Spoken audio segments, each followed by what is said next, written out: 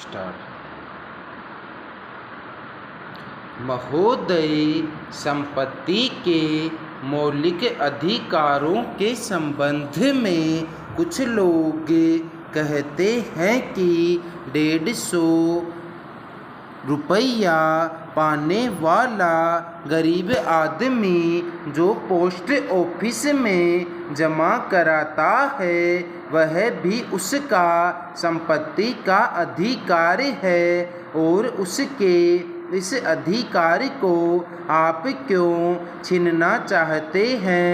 मैं आपसे कहना चाहता हूँ कि इस अधिकार का फ़ायदा किसने उठाया है? क्या उस आदमी ने जिसके पास 150 रुपये की आमदनी है या जिसकी 150 रुपये की बचत है उसको कुछ फ़ायदा मिला है या उन लोगों को फ़ायदा मिला है जो पूरे देश में 75 परिवार हैं और जिनका देश की 40% दौलत पर कब्जा है?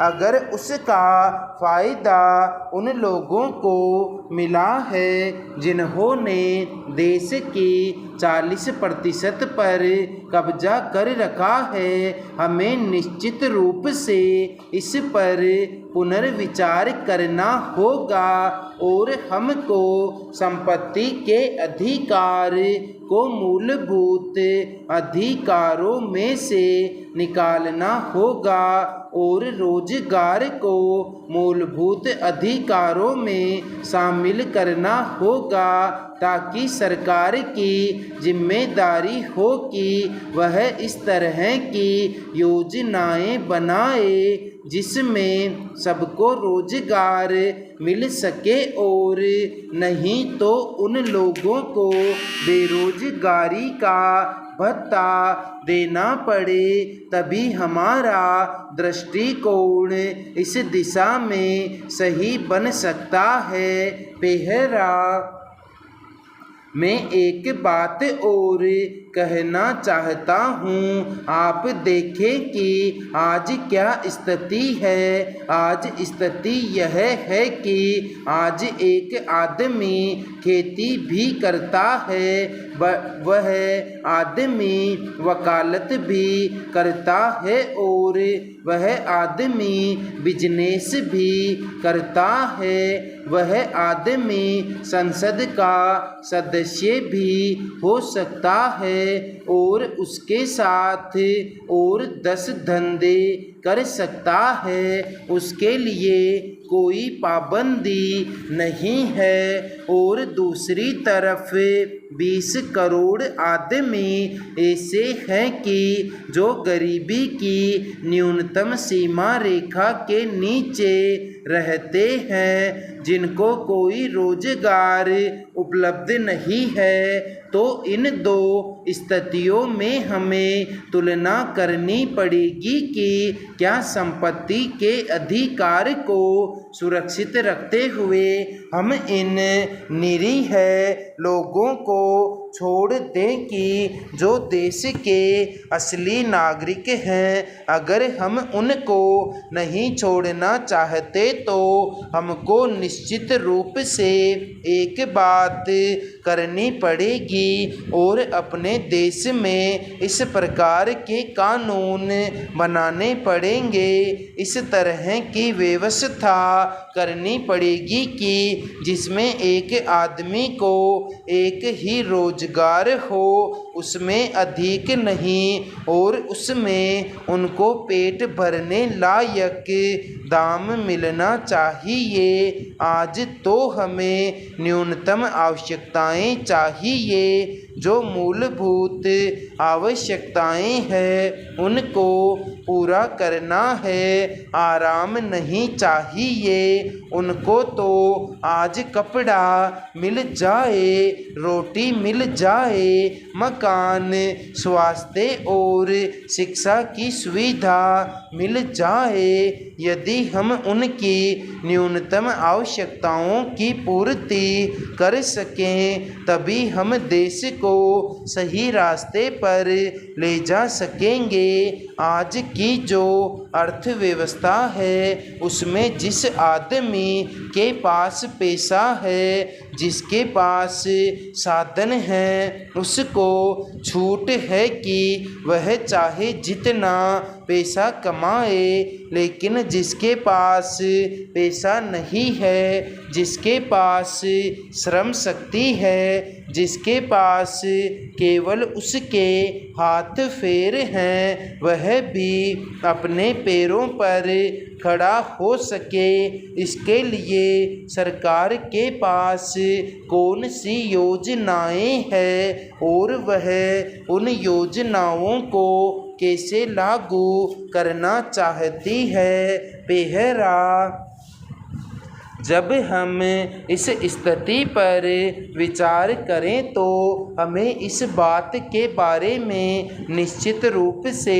विचार करना होगा और यह ध्यान देना होगा कि हम सरकार के ऊपर जोर डालें कि इसका निदान इस तरह का हो जिससे रोजगार देना उसका एक ऐसा कर्तव्य बने जिससे वह बच के न निकल सके। जब यह अधिकार हमारा होगा तभी सरकार अपनी योजनाओं में आमूल चूल परिवर्तन की दिशा में बात सोचेगी। तो इसलिए मैं यह कहना चाहता हूँ कि आज जो स्थिति है इसके संबंध में हमें विचार करना ही होगा। हमने देखा कि निजी क्षेत्रों को राहतें दी गई है। निजी क्षेत्र की स्थिति यह है कि वह रोजगार दे नहीं सकता।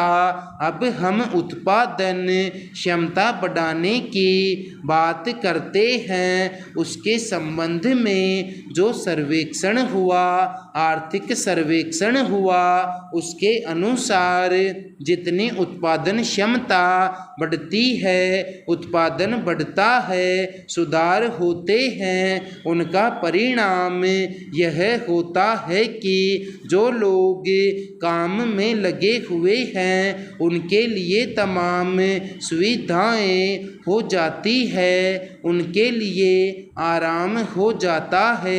लेकिन उसका दूसरा परिणाम यह होता है कि नए रोजगार के दरवाजे बंद हो जाते हैं। यह जो आर्थिक समीक्षा है इस पर हमें सही दिशा में सोचना पड़ेगा और हमें अब यह मानना पड़ेगा कि अब हम इस स्थिति में आ गए हैं कि जो मूलभूत अधिकार हमें संविधान द्वारा दिए गए हैं उन पर हम दूसरी तरह से नज़र डालें। आज तक हमने संपत्ति के अधिकार को मूलभूत अधिकारों में माना है।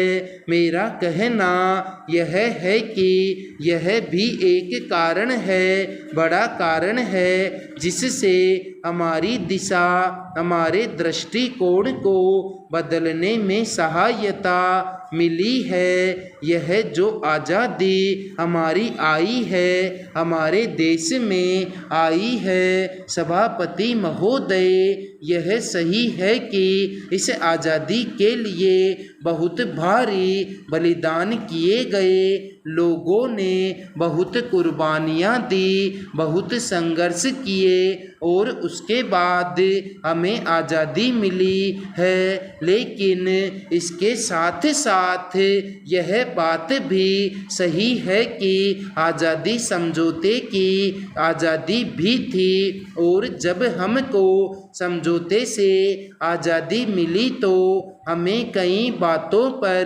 समझौता करना पड़ा। जो संपत्ति का अधिकार हमें मिला वह उस समझौते में से एक है। हमने जो समझौते उस वक्त किए थे उन पर पुनर्विचार किया, चाहे वह राजाओं के प्रिवी पर्स का समझौता हो, चाहे वह बैंकों के राष्ट्रीयकरण की बात हो, चाहे ICS अफसरों को दी जाने वाली सुविधाएं हो। इन सवालों पर हमने पुनर्विचार किया है। समाप्त। 4